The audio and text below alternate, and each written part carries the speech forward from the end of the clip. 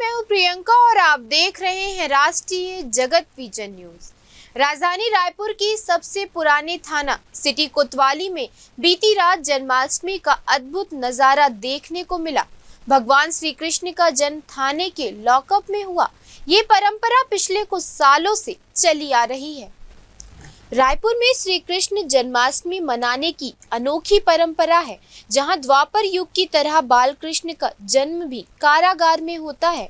रात के 12 बजे जैसे ही पावन घड़ी आई, कोतवाली थाना कन्हैया लाल की जयकारों से गूंज उठा। पिछले 53 सालों से यहां इसी तरह श्री कृष्ण जन्मोत्सव का आयोजन होता है। नाटकीय अंदाज में जन्म का दृश्य दिखाया जाता है। खास बात यह है कि पुलिस कर्मी भी किरदार निभाते हैं, कभी बेहोश होने का नाटक तो कभी कंस, देवकी और वासुदेव बनकर।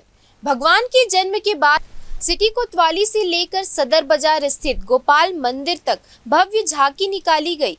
रायपुर का कोतवाली थाना धार्मिक आस्था और परंपरा का अनूठा संगम बना, जहां हर साल साकार होता है श्री कृष्ण जन्म का दिव्य दृश्य। फिलहाल इस खबर में इतना ही। देश प्रदेश के खबरों से अपडेटेड रहने के लिए हमारे चैनल को सब्सक्राइब करें और नए खबरों के नोटिफिकेशन के लिए बेल आइकॉन जरूर दबाएं। नमस्कार।